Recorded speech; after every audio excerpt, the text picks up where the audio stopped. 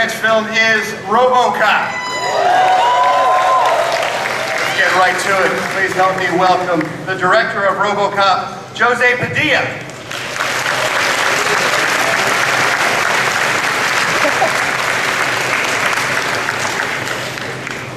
Nice round of applause for the lovely and talented Abby Cornish.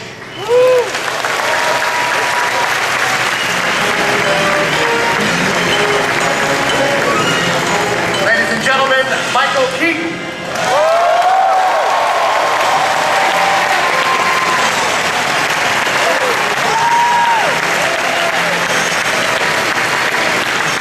Mr. Samuel L. Jackson.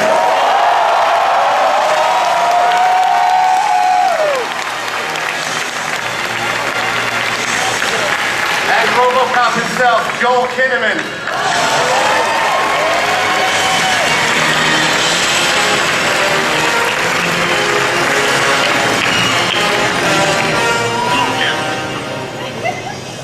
We're going to have a little time at the end to take your questions for this illustrious panel, so think about what you might want to ask. Jose, I'll start with you. Robocop is a beloved film. What made you want to reimagine it in a modern day setting? The fact that it's a beloved film. Listen, Robocop is a brilliant film. I saw it in '87. I was way younger. It's just a film you cannot do again. I mean, we didn't try to redo the same Robocop because it was perfect the way it was. We just took the concept of Robocop, and there are a lot of bright ideas in that movie, and we brought it to the present. And we are more and more in a society that Robocop is relevant. We now actually see drones being used in wars, and we will soon be seeing robots being used in war. As you've seen in the footage, this is going to become a big issue. That's why we tackle this.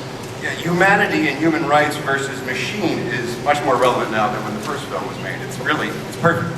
Yeah, and the first film saw it, which is a great merit. They saw that way back.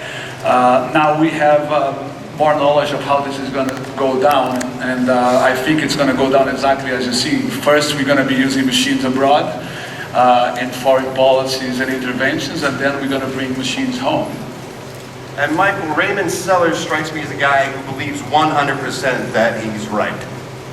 Yeah, I mean, I think he sees even more, actually. I think he sees that maybe, you know, how you define what is right and what is wrong. You know, he's a complex dude. He's a big thinker. But if you had to put, you know, he had to check a box, right or wrong, he'd say, no, what I'm doing is basically right. He understands the bigger question, the moral issue, all that, but he sees the bigger picture, and he simplifies everything. He's the ultimate pragmatist, and he says, this is your choice, this is the world we live in. Am I wrong because I think if I do this, that, you know, the world will be a better place? And if the answer is no, you're not wrong, he says, well, then that's what we need to do. You know, this is the issue at hand. And Sam, Pat Novak, that's a show that could be on television right now. Completely believable. Did you find any inspiration in any of these broadcasters, maybe, to get the feel for Pat Novak's vibe? Well, I like to refer to Pat Novak as Rush Sharpton. So you kind of get a combination of those two guys. A guy who has an opinion, who's not afraid to state it, and uses every means necessary to get people to agree with him. Joel, let's talk a little bit about the challenges as an actor of playing man and machine fused. Not a lot of roles like that out there. How did you work towards achieving that? Well, a big difference from the original to our version is that Alex doesn't die. They managed to save his life, and he is amputated from the throat down, pretty much. And he has some form of respiratory system inside the armor. And over the course of the movie, he has this internal battle with the artificial intelligence and his own soul, or his own humanity. And that was the challenge to portray that, and that's what I think we were able to do. And Abby, I think this film more than people would expect, is also a tremendous love story and about a relationship. You want to talk a little bit about your character?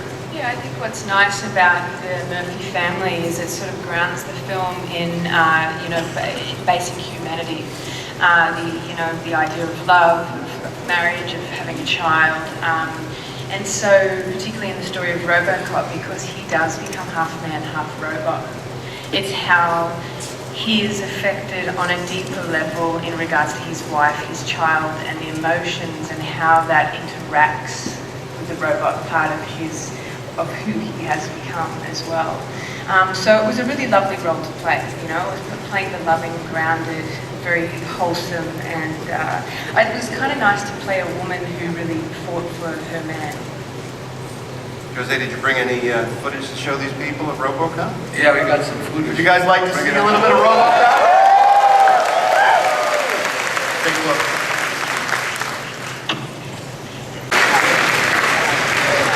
Michael, Seller's decision to put a man inside the machine, is that a pragmatic one, or does he really think it's going to make the product better if that step is taken? Well, I do it at home at the garage, so.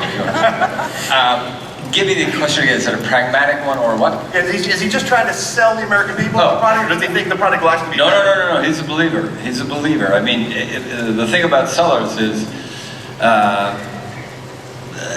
money's fun, and there's a lot of it, and it is fun to make it, but he's way past that. This guy's a big thinker. You may not agree with him, but no, he's a believer. This is something he believes. And like I said, not to be too big a deal out of it, but I think he thinks past that question of, is this right or wrong? In fact, I always saw him as a guy who's deeply involved in this, and in that little other part of his brain, he's also thinking of the next move. He's thinking, how do I spin this off into the next thing? Space, probably.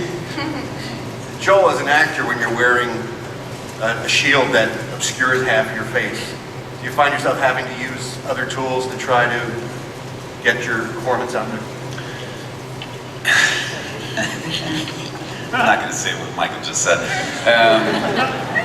Well, in all the scenes where there's like social interaction, the visor comes up. So as soon as he's threatened, or when a crime is committed in his near vicinity, that's when the visor comes down. So in all the interactions, the actual scenes, the visor is up, except when I'm pissed, because then it comes down. So. There was some jaw action. I had to like perfect my jaw, my jaw acting. I think I got a lot better at it. Getting close to the end of the movie, like I'd be angry with only my mouth, Hail the jaw. like that kind of thing. All right, let's take some questions from the audience. I'm sure you guys have questions for this panel. We turn the light up on our microphone and get our first question up there. Hello, sir. What's your question? Yeah, I have a question for the director, but Joel, real quick. Holder, Wyndon, my favorite TV duo since Mulder and Scully. Just great. I love you guys. Thanks, man. Jose, huge fan of the Elite Squad series. Huge fan. Great visual style, big on socio-political commentary, and that was the same with the original Robocop. Are you bringing that to this version? Yeah, listen, our movie has, it's about something, it's fun, it has a lot of action as you've seen, but it's also a movie that talks about the near future. Right now we are already seeing drones being used in wars. Right? And if you think about it for a second, we will soon be seeing robots being used in wars, and this has in law enforcement, and this has a huge impact in society. When a policeman, for instance, makes a mistake and shoots a child, you can judge the policeman. You can say you can put him on trial. It makes sense. If a robot makes a mistake and shoots a child, you cannot judge a robot. Whose mistake is it? Is it the software manufacturer? Is it the city that put the robot down there?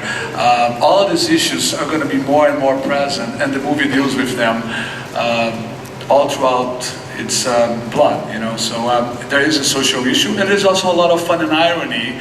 Like Pat Novak is a very ironic character that shows a little bit of the state of the media, biased media, and you know, I think we kept a lot of the original. Thank you. Hi, what's your question? Hi. Yeah, I was just wondering, so in the original Robocop, there was a scene when they're putting together Alex Murphy, and they have the option of keeping his arm or just completely cutting it off. And I noticed in the trailer, he decided to keep his hand, and wondering if that was in relation to the original purpose of that? No. Well, there is a premise in our movie, which is this. I'm going to spell it out anyway. So, our movie is in the future, and in the future, America and other countries are using drones and robots in foreign policy, right? But because a robot cannot be accountable, robots cannot pull the trigger domestically at home. So OCP, Omnicorp, they are losing a lot of money because they cannot sell robots in America. So how do they circumvent the law? They put a man in the machine. They create a machine with a conscience. That's the idea. They have to sell the idea that this is a machine and that this is a man. And you know, men greets like this, right? This is how you greet me here. This is what you do. So they keep his hand for that reason only. Human contact. That's great. Hi, what's your question? Hi. Firstly, I just want to say you well. It's nice to meet you another sweet here at Comic-Con. Me and my brothers just flew in the other day, so...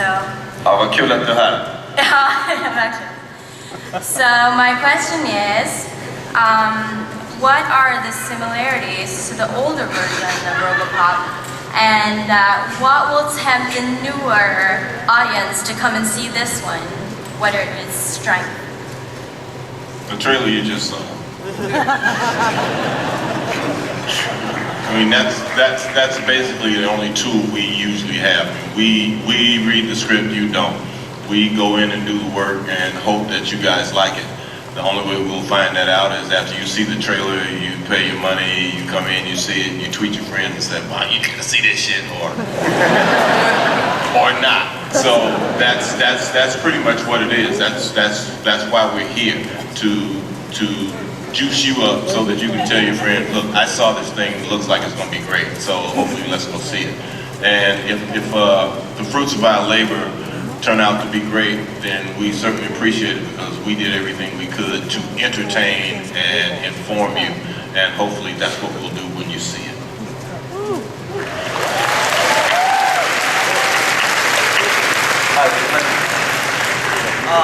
My question is,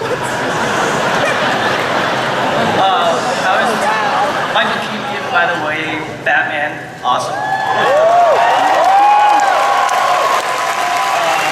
My question is, how is the role that you play in this really different from other roles that you played? This is mine? Oh, everyone. I think it was for you, Mike. I'm sorry. You know, Do you have a preference, heroes or villains, who to play in terms of when you consider a role? no, I kind of don't think about anything until I see it, and then I think, oh yeah, I'm up for one of these. And the thing about this one was, Jose and I, he's, I guess, technically, he's not a villain, he's kind of an antagonist. I don't really see him necessarily as a standard villain. But I'm sorry, I'm going to try to answer your question. This one was kind of complex because I didn't want to do the cliche bad guy. Also, he wasn't written like that, and Jose didn't want him to be played like that. And I would say this one is different in that it's not. I'm trying to think of if I've ever played someone who's kind of not executive, but probably, and he's certainly not white collar. I don't know what he is. I don't think. Well, Bruce Wayne was a big thinker, but underneath he was a vigilante too. And he was darker and a little more. I find this guy actually basically really healthy, mentally healthy. Just whether you agree with him or not is another issue. But I don't really just different in that I've never played a guy who is supposed to be a billionaire, except Bruce was close. In '89, he was probably worth a few $100 million. I'm sorry, I hope that answers it. We have time for one more question, sir. All right, thank you. Mr. Jackson and robots, we're going to go see this movie.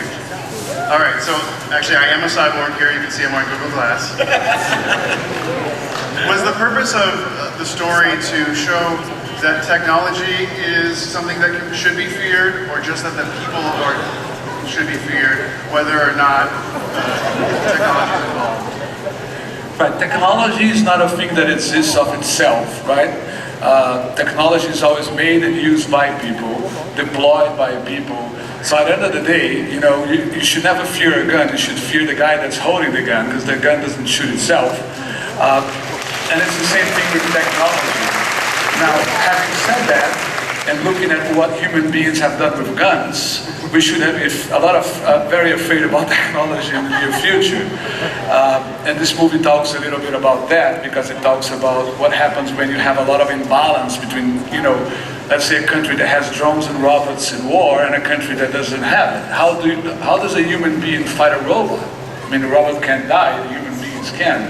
So the movie talks about that, I think, in a big way, and also in a fun way, you know, in an ironic way, just like the first Robocop.